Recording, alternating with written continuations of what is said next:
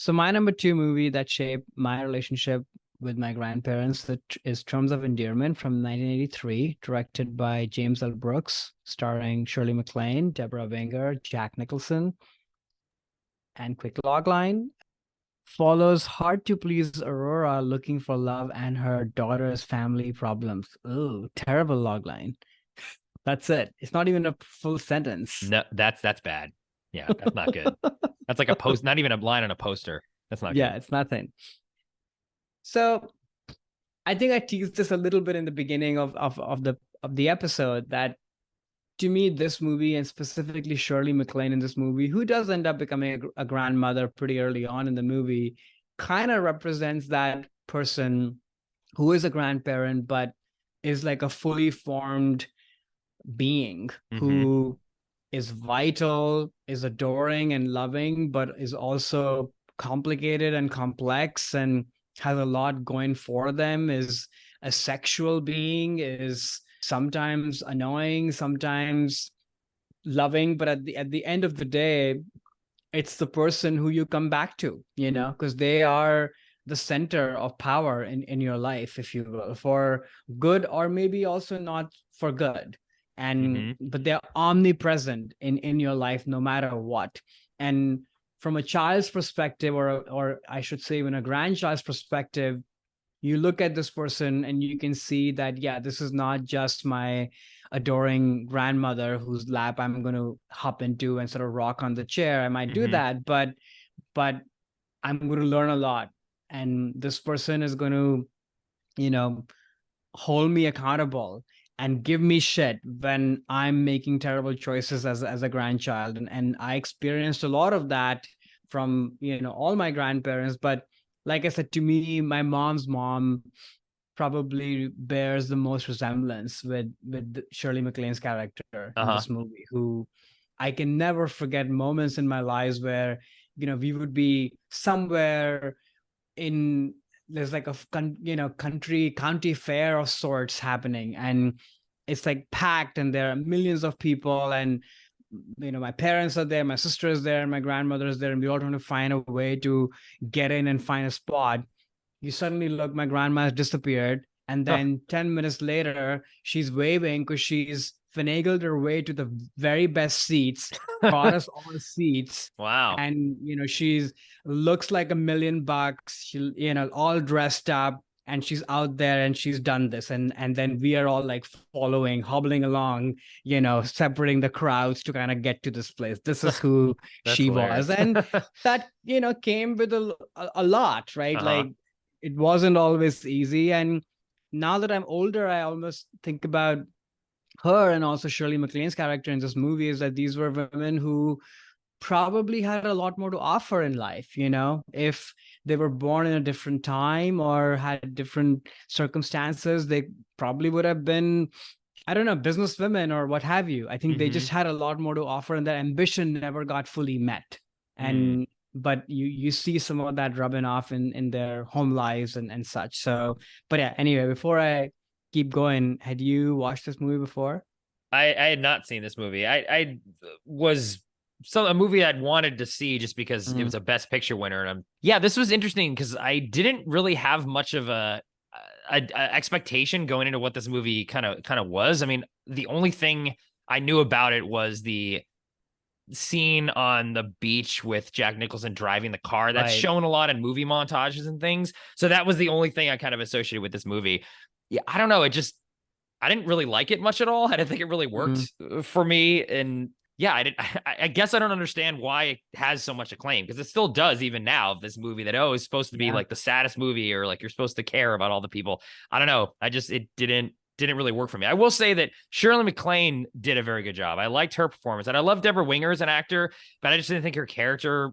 I don't know. I just didn't really connect with her struggles, I guess. And then Jack Nicholson was very odd to me. Like I was sort of actually thinking a lot about his career after seeing him in this movie and how much I didn't really like him in it, and realizing that maybe when he transitions into an icon where he's basically playing the movie star persona of Jack Nicholson, I just don't like that in his performances. Like, Mm, he entered this era in the 80s where he basically just playing the Jack Nicholson movie star in most films. He's not really stretching himself as much as he did in the 60s and 70s. I mean, some of his performances then are some of the, greatest that I've seen on screen. And then I think he just kind of gets lazy and just plays Jack and things. And I'm like, I don't know if I really like when he plays Jack, because I don't know. He didn't work for me in this movie. But I can see what you say about the themes around especially the Shirley MacLaine character feeling like, I don't want to say she deserved more, because I don't think people deserve or don't deserve anything really in life. Life is just what life is. But the opportunities that I think she should have had were not presented to her because of the time that she grew up. And she clearly has a very strong will, has a lot of energy, has a specific look at life that I think could have been put to use. And she sort of, I felt that in her life, she was not given a fair shake at every sort of step of the way. And in a way was sort of like maybe taking it out on her daughter a bit too, which is what the interesting thing about the mother-daughter dynamic in this movie was definitely very, interesting. It's like, I understand it, but I don't understand it in terms of like why this works and how they're actually helping one another.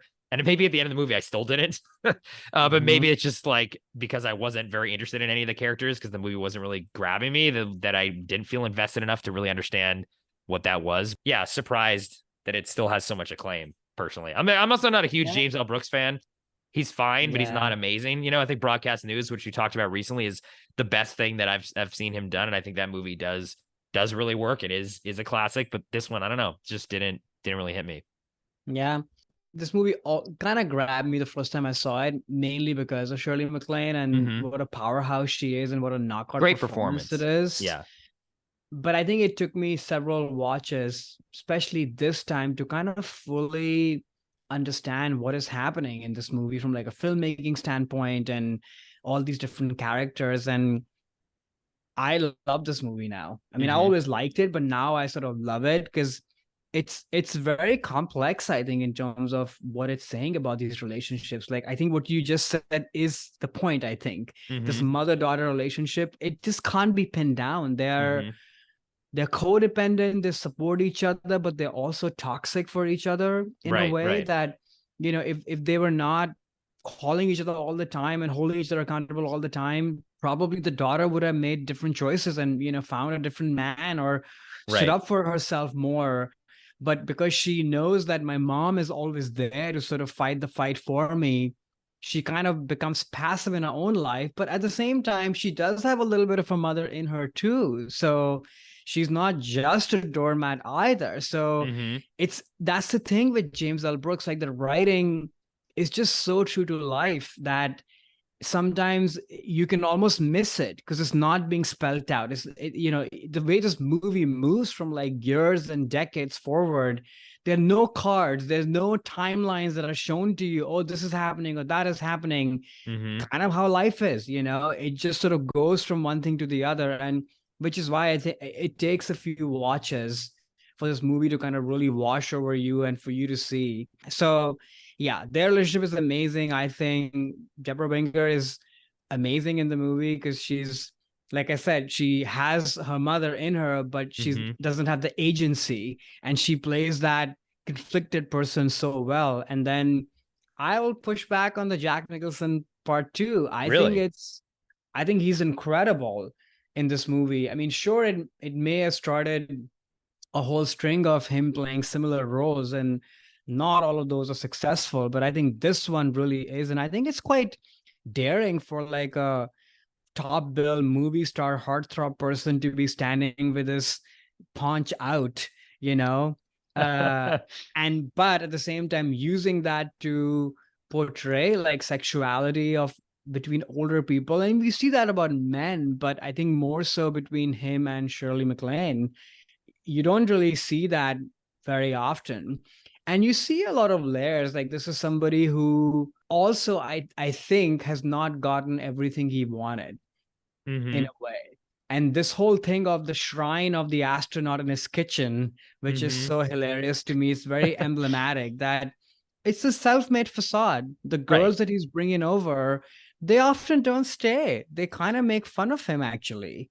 It's kind of a sad existence where he's just lonely. And you start to see that shell crack a little bit because of Shirley MacLaine, but because this wall that he's built up is just so thick that he runs away. but he's back again when shit gets really tough as the movie progresses.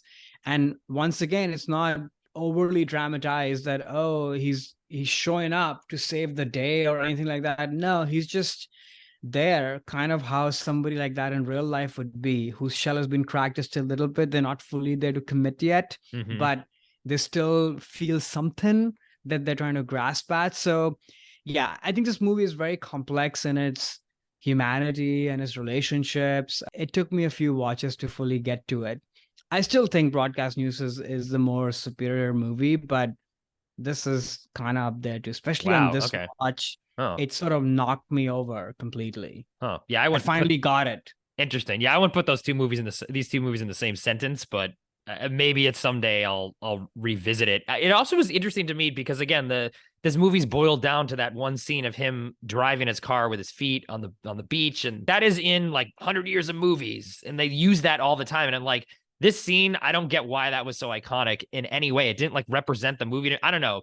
That also was I guess I was disappointed in that because I expected that to be some major movie moment, like E.T. going across the moon, or like, Tim Robbins in Shawshank. And like, there's sort of moments and scenes that are used in all these montages. And this one I was waiting for, like, oh yeah, I finally get to see the driving on the beach thing in context and understand what that is. And I just was like, I don't know. It just I'll tell you why. Didn't work. Why? Can you explain it? I'm actually curious. It's a time thing, right? Like, just imagine 5 years from now, Leo is in a movie much older with an older woman who's, of his age. So let's just say like 50s, or let's just say even 10 years from now. And we've grown up with Leo, seen him be this heartthrob person. And there he is, this older guy, but you get to still see the same heartthrob kind of persona of him being done in this kind of a way. Your jaw will be on the floor. And you can't even compare the two because Jack Nicholson is just so larger than life. And we didn't grow up in that time. We didn't see him firsthand doing what he used to do. So I think it's there because of that generational factor. Like, this is Jack, you think? It's like a Jack. It's Jack. Like, you get to see that him in this older kind of physical appearance still being Jack. And I think there's something pretty powerful about that. And not doing that with, a 20-year-old or 30-year-old. With Shirley MacLaine, an older woman. I think there's something about that feels maybe revelatory or iconic even. Well, it clearly is iconic because it's used all over the place. Overall, I saw the terms. I just don't agree to the terms of the endearment, I guess. But maybe at some point I'll rewatch. I think to your point of like, it is so true to life. It's almost like so true to life that it's boring to me, I guess. It's like, it's a movie, like I need something a little bit elevated. And I also felt the twist, I got a twist, but like the third act cancer piece almost seemed so convenient to the script that it just sort of, I was like, okay, this seems like a thing, like a soap opera when they throw in like an illness or a death or a wedding just to give some more weight to the circumstance. I just know, I didn't feel that at all or think that was, I don't know. It just seemed to come out of nowhere, not in a dramatic way, but in a planned out sort of. And again, this movie just didn't really work for me. But maybe it's someday I'll reread the terms and see if I'm going to accept the terms of endearment next time. Who knows? Yeah, I mean, I think you said it right. Like, I think it's so true to life because that's how it happens, right? When somebody falls terribly ill in your life, somebody whom you know and love, it just happens. It just comes out of nowhere. And that's sort of how this is. But I can see, like, if the movie has not grabbed you up till then that third act can then feel convenient. Yeah. Planned out. So right. I get it. Yeah. Hey there, it's Alex. If you like the review and discussion Karan and I just had, make sure you subscribe to our channel, Movies That Shaped Us, to get full episodes. Every other Wednesday, Karan and I cover a topic around important people, places, events, and moments in our lives, and then explore it through 3 of our favorite movies. Subscribe right now, or follow our podcast on Spotify or Apple Podcasts via the link in the description below. Hope you join us for the journey.